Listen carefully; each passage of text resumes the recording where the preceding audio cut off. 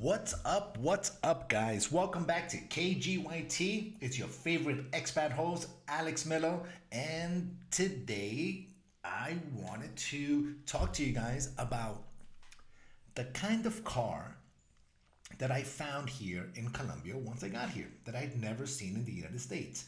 Now, please take note, I am not a car guy. I'm not, I'm really not that a car guy. So, like if it says E, I can fix it. If it doesn't say E, I can't fix it. All right, I don't know how to fix it. Take it to the shop, whatever. Anyway, when I got to Colombia, I found an amazing vehicle. I saw it driving around. And this vehicle, back in the days, it was used by all the cartel dudes, like Escobar and all that stuff. And I never seen it in the States. I never seen a car like that in the States. And when I saw it, I was like, oh man, I love it. I loved it. And I went out and got it. It's 4x4. It can probably run forever. I just changed the engine on it, and I did a couple of tune-ups, and I did a whole bunch of stuff in engine-wise, right? Yes, I did change the engine of it.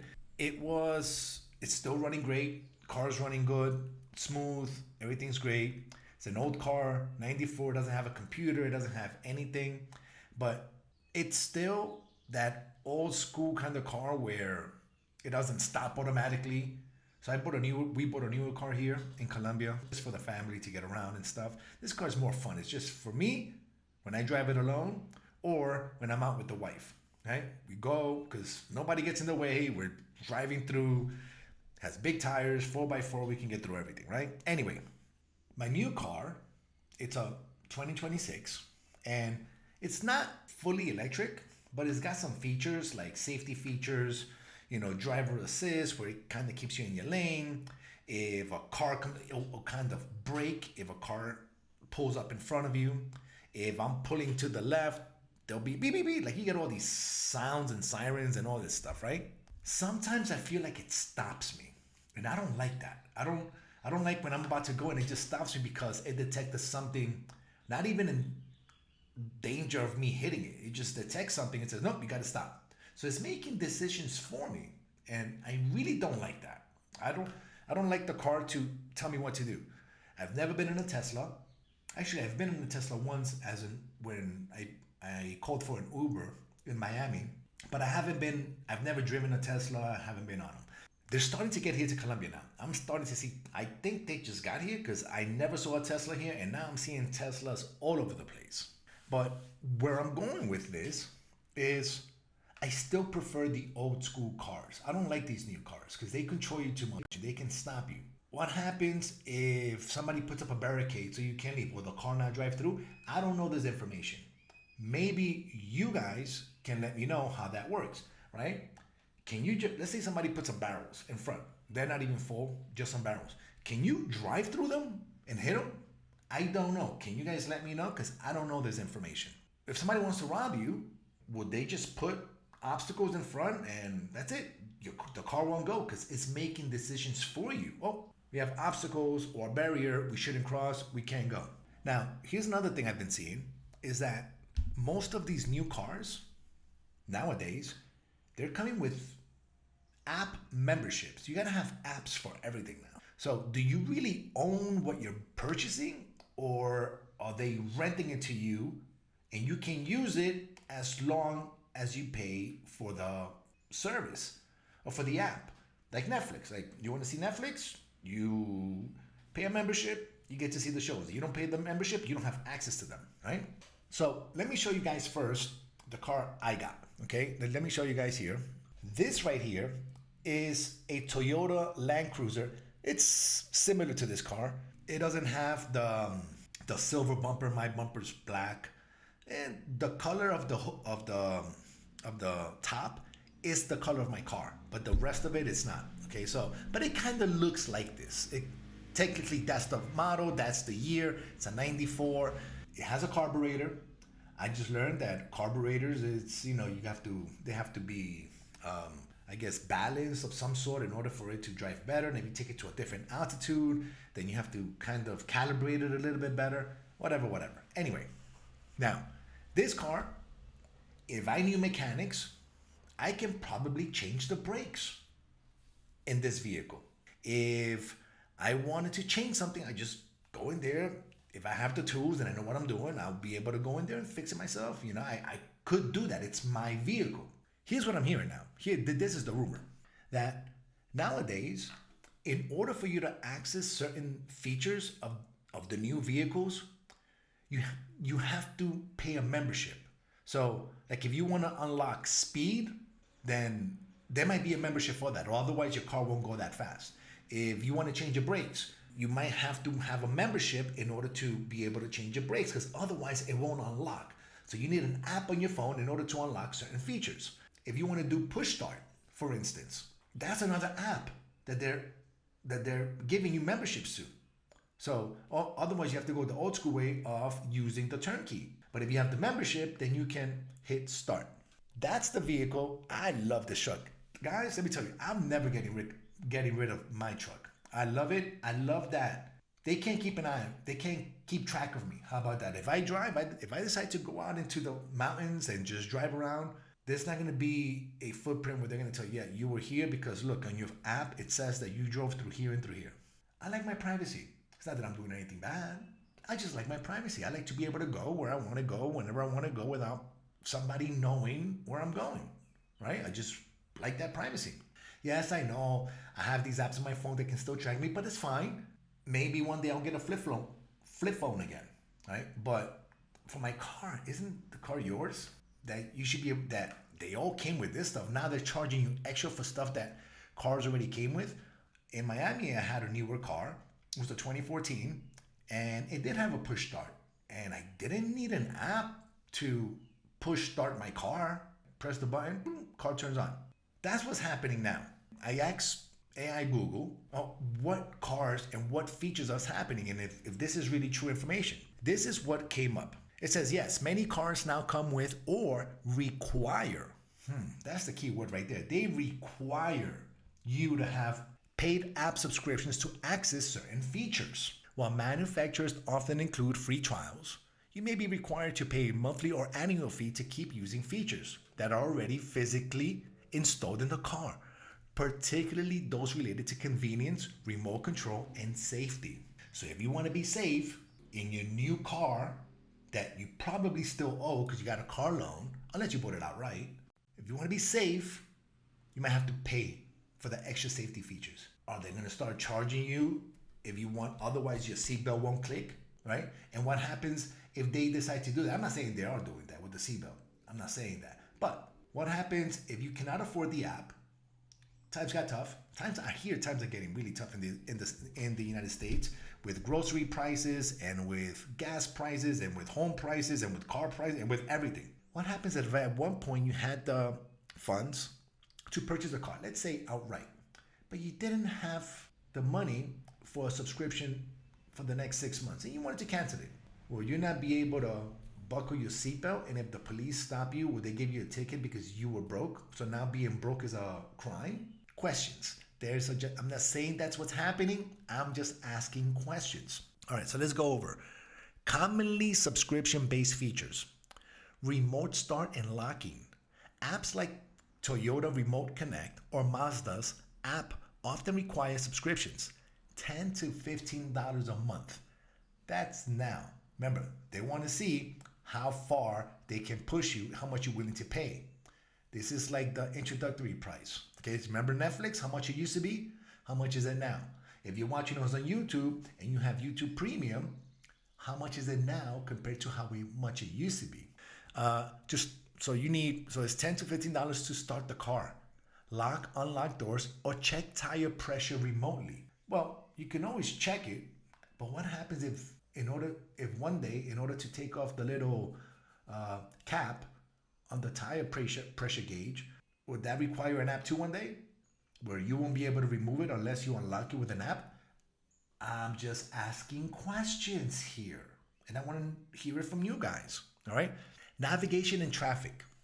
Enhanced navigation systems such as Audi's App Store, integration or Toyota's Drive Connect require subscriptions to access real-time data, traffic updates, and smart voice assistants. Streaming and Wi-Fi. I get that. You want Wi-Fi, pay for it, right? Tesla's premium connectivity, around $10 to $12 a month, is needed for live traffic satellite maps, and in-car streaming apps.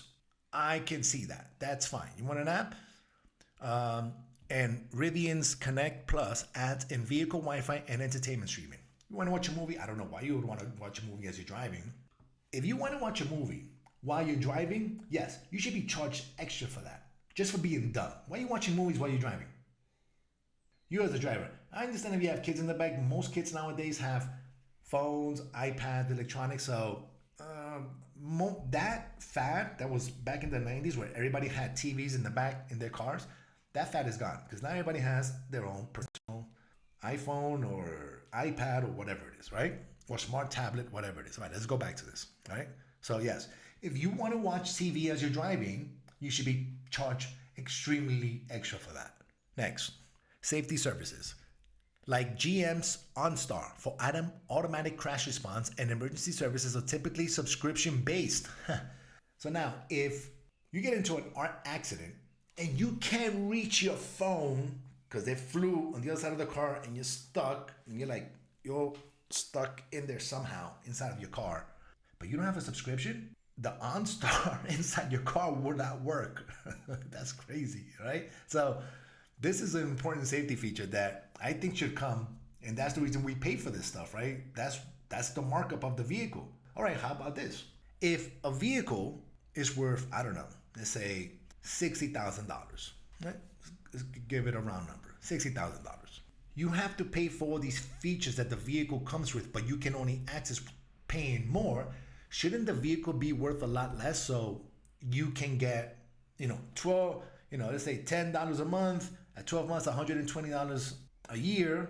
You keep the car for 5 years. That's about what, $600, right? $600 for 5 years that you're gonna pay for your safety. But if it's already in the vehicle and you're already paying the high premium, shouldn't you get that discount off the sticker price?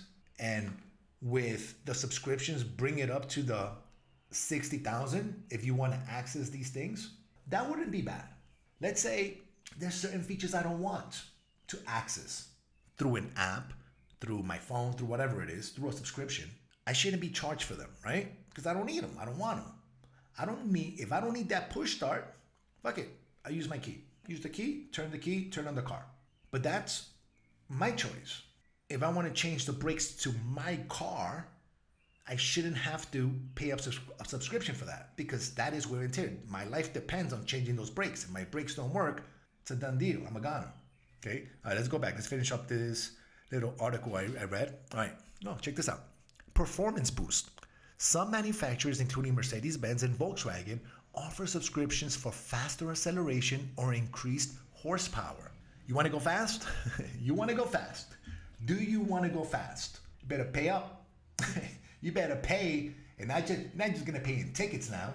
You're going to pay in subscriptions. And how much is that going to be?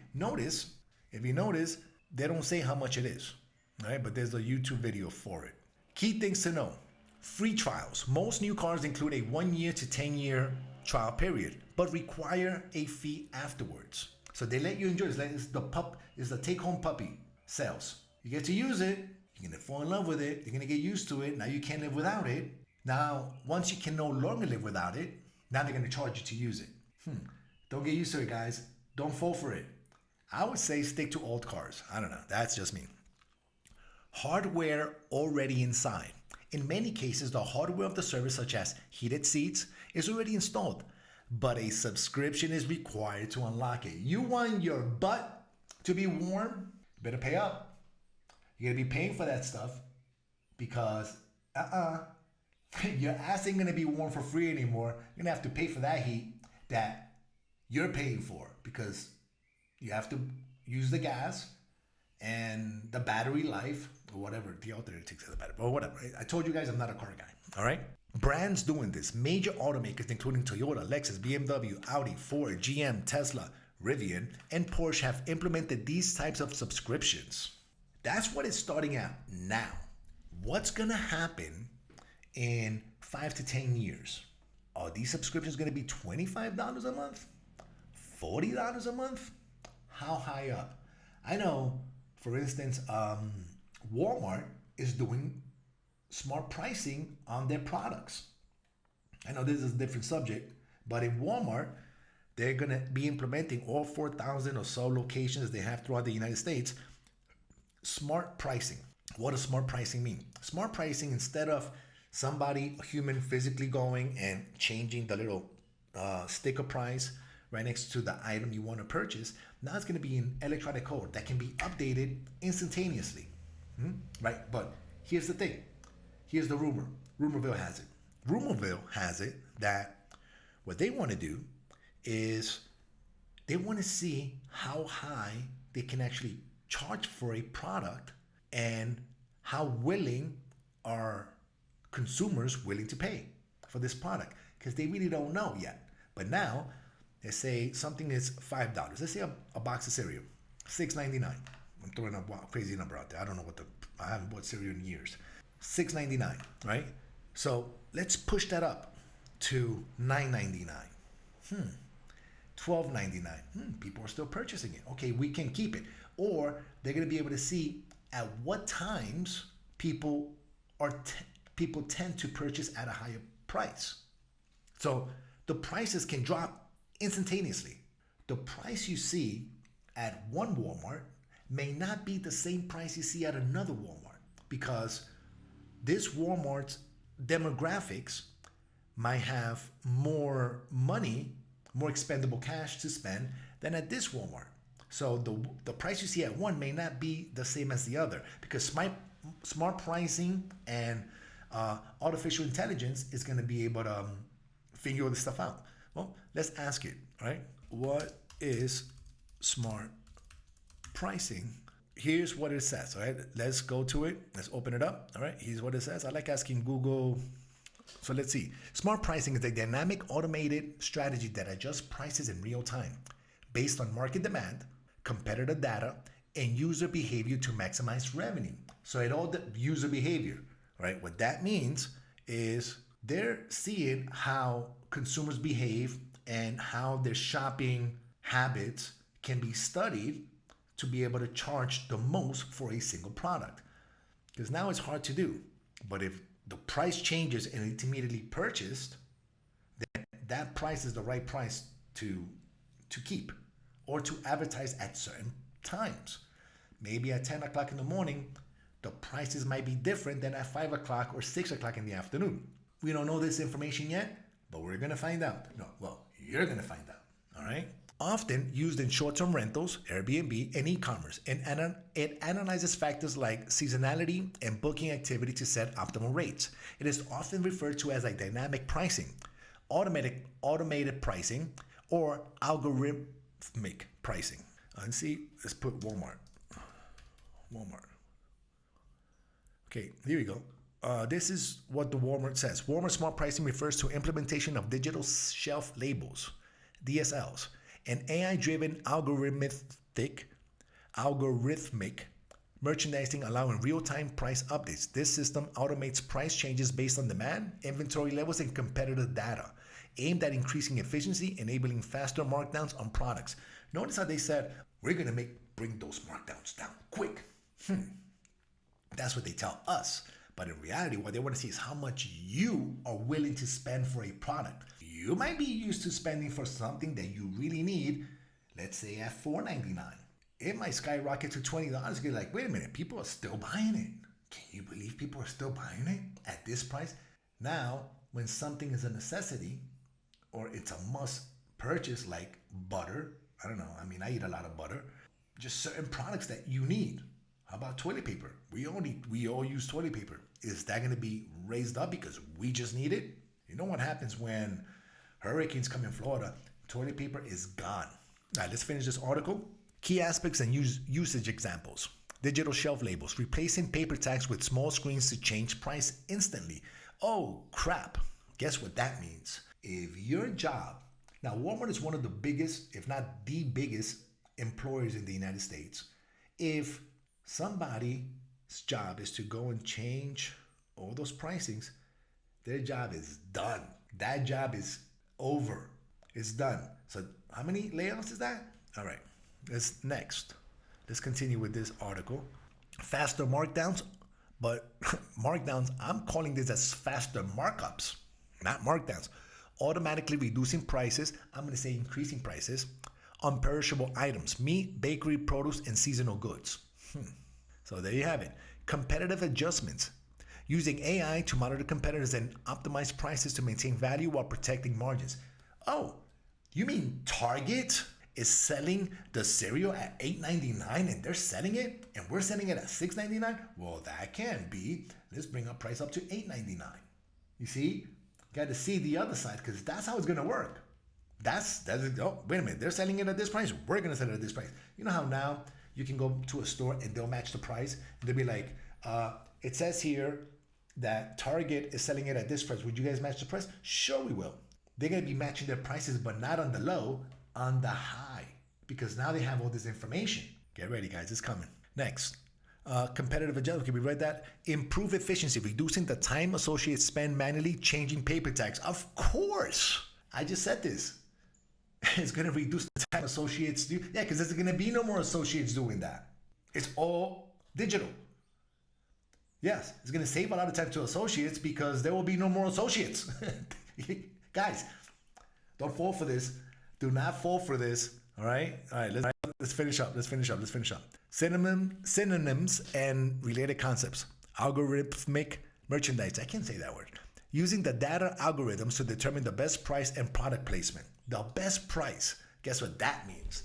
That means they're going to see what's the highest.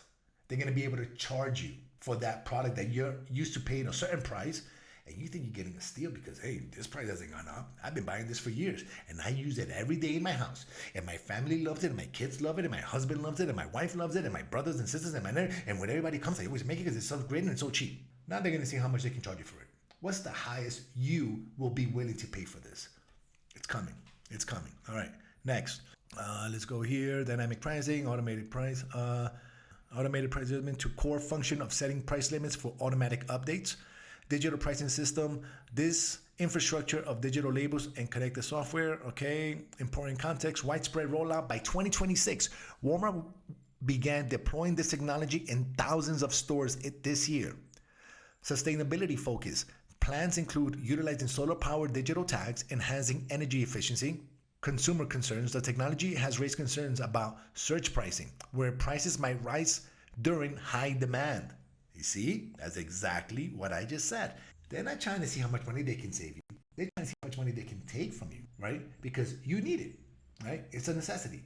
You need it. You need bottled water. Some people do. Some people drink off the tap, but they have their own filtration system at home. A filtration system is one day going to come with an app where in order to change the filter in your water filter, you need an app to be able to take it out. Otherwise, it won't even come out. It'll be locked. It'll be locked in place. Guys, rule bill has it that we will own nothing. We will own nothing because everything is going to need a membership. Everything is going to memberships. Everything. We have phone memberships. We have Netflix memberships. Now they're going to have car memberships. But you're still purchasing these items. But you can't use them. So let's say you buy, one of those, let's say a Fire Stick from Amazon. Yes, you have access to all these things, but you can't use any of it unless you pay for it. We're going to own nothing. I will own my house. Really? Because if you don't pay your taxes, they'll take the house away. You can own the house outright. You may not owe a penny to the bank anymore because you work your ass off to pay for that mortgage or pay the mortgage off. But if you don't pay your taxes, the house don't belong to you. That's not going to go to you. Guys, I don't know. This was going on in my head. I was thinking about this stuff. I was looking at my car. I'm like, man, I'm so happy because a Tesla cut me. Here in Colombia, they cut everybody. Anyway, not Teslas. Here in Colombia, they'll just cut you. I see him cut. I'm like, what happens if I kind of get in front of him and I just kind of slow down a little bit? Not check braking, just slow down. Where his car immediately starts stopping on itself. I don't know. If you own a Tesla, let me know how that works. Can you deactivate that? Or would it be automatically deactivated if you don't pay your membership? Who knows? Oh, and if you're in a Walmart, if you have a Walmart close to you, there's no Walmart in Colombia, but if you have a Walmart close to you, let me know if it's smart pricing has already arrived at your local Walmart. Let me know in the comments. Guys, this is Alex Milo with KGYT Podcast number 64. Thanks for listening. If you want to hear the podcast, link is in the description to our podcast. And if you're listening to the podcast and you want to see the video to this podcast, go to our YouTube channel. Link is in the description. Thanks again. Smash that like button. I'll see you guys in the next one. Peace.